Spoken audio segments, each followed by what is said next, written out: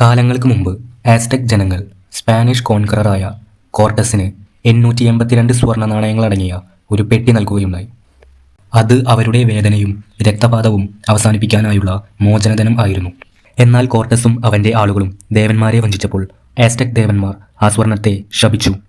ആ നാണയങ്ങളിൽ ഒരെണ്ണം എടുത്താൽ പോലും എടുത്തവർക്ക് ഭീകരമായ വിധി സംഭവിക്കും. അത് എടുത്തവർ മോക്ഷം കിട്ടാതെ, മരണമില്ലാതെ, ഒന്നും അനുഭവിക്കാൻ സാധിക്കാതെ ശാശ്വത ജീവിതത്തിൻ്റെ ശാപം അനുഭവിക്കേണ്ടി വരും. 100 കണക്കിന് വർഷങ്ങൾ കഴിഞ്ഞ് ബ്ലാക്ക് പേൾ എന്ന കപ്പലിലെ ക്യാപ്റ്റൻ ഹെക്ടർ ബർബോസയുടെ നേതൃത്വത്തിലുള്ള കടൽ കൊള്ളക്കാർ ആ നിധി കണ്ടെത്തി. അവർ 882 സ്വർണ്ണ നാണയങ്ങളും മോഷ്ടിച്ചു. അതോടെ ആ പുരാതന ശാപം തിരികെ എത്തി. അവർ ആ ഭീകരമായ സത്യം തിരിച്ചറിഞ്ഞു. ചന്ദ്രപ്രകാശത്തിൽ അവരുടെ യഥാർത്ഥ രൂപം വെളിപ്പെട്ടു. മരണമില്ലാതെ വെറും അസ്ഥികൂടങ്ങളായി ജീവിക്കേണ്ട അവസ്ഥ. മരിക്കാനോ ജീവിതത്തിലെ ആനന്ദം അനുഭവിക്കാനോ അവർക്ക് സാധിക്കില്ല. ബൂട്ട്സ്ട്രാപ്പ് എന്ന പൈറേറ്റ് ഈ ശാപം അനുഭവിക്കുകയും അതിൽ ഏറെ ദുഃഖവും കുറ്റബോധവും ഉണ്ടായിരുന്നു. രഹസ്യമായി തൻ്റെ മകന് തൻ്റെ കൈവശമുള്ള ഒരു സ്വർണ്ണ നാണയം നൽകുകയുണ്ടായി.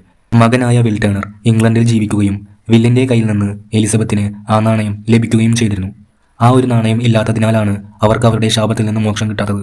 ആ ഒരു നാണയം ബൂട്ട്സ്ട്രാപ്പ് നഷ്ടപ്പെടുത്തിയതുകൊണ്ട് തന്നെ അദ്ദേഹത്തെ കടലിൽ തള്ളുകയും ചെയ്തു. വർഷങ്ങൾക്ക് ശേഷം വിൽ ടേണർ ഒരു ബ്ലാക്ക് സ്മിത്തായി പോർട്ട് റോയലിൽ ജോലി ചെയ്യുന്നു.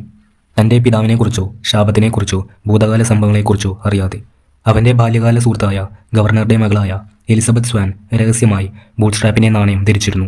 ആസ്ടെക് സ്വർണത്തിൽ നിന്ന് നഷ്ടപ്പെട്ട നാണയം. Black pearl pirates port royal ആക്രമിക്കുകയും നാണയത്തിന് വേണ്ടി എലിസബത്തിനെ തട്ടിക്കൊണ്ടുപോവുകയും ചെയ്തു. ബൂട്ട്സ്ട്രാപ്പിനെ മകളാണ് അവൾ എന്ന് തെറ്റിദ്ധരിക്കപ്പെട്ടാണ് അവളെ കൊണ്ടുപോകുന്നത്. ശാപം അവസാനിപ്പിക്കാൻ അവളുടെ രക്തം ആവശ്യമാണ്. ഒരു കാലത്ത് ബ്ലാക്ക് പേൾ ക്യാപ്റ്റനായിരുന്ന ജാക്ക് സ്പാരോ കഥയിലേക്ക് പ്രവേശിക്കുകയും വിൽ ടേണറായി ചേർന്ന് എലിസബത്തിനെ രക്ഷിക്കാൻ ശ്രമിക്കുകയും ചെയ്തു. ദി ഐലൻഡ് ഓഫ് ദി ഡെഡിലേക്ക് ബാർബോസയുടെ സംഘം എലിസബത്തിനെ കൊണ്ടുവരികയും ചെയ്തു. ആസ്ടെക് നിധിയെല്ലാം ശേഖരിച്ചു വെച്ച് എലിസബത്തിൻ്റെ രക്തം ഇടുകയും ചെയ്തു. എന്നാൽ ഒന്നും സംഭവിച്ചില്ല. കാരണം അവൾ ബൂട്ട്സ്ട്രാപ്പിൻ്റെ രക്തബന്ധമല്ല. അവസാന ഘട്ടത്തിൽ ജാക്ക് ഒരു നാണയം മോഷ്ടിക്കുകയും താൽക്കാലികമായി ജാക്കിന് ശാപം ബാധിക്കുന്നു. ജാക്ക് ബാർബോസയുമായി യുദ്ധം തുടരുന്നു. അതേസമയം വിൽ തൻ്റെ രക്തം കലർന്ന അവസാന നാണയം പെട്ടിയിലേക്കിടുന്നു. തൻ്റെ പിതാവിൻ്റെ കടം പൂർത്തിയാക്കുന്നു. ശാപം അവസാനിക്കുന്നു. ശാപം അവസാനിച്ച നിമിഷം തന്നെ ജാക്ക് ബാർബോസയെ വെടിവെക്കുകയും ശാപമുക്തനായതിനാൽ ബാർബോസ മരണപ്പെടുകയും ചെയ്തു. ആസ്ടെക് ഗോൾഡ് ഈസ്ല ഡി മ്യൂട്ട ദ്വീപിൽ തന്നെ തുടരുന്നു. പോസ്റ്റ് ക്രെഡിറ്റ് സീനിൽ ഒരു കുരങ്ങ് വന്ന് ആസ്ടെക് ഗോൾഡ് എടുക്കുന്നതായി കാണിച്ച് കഥ അവസാനിക്കുന്നു.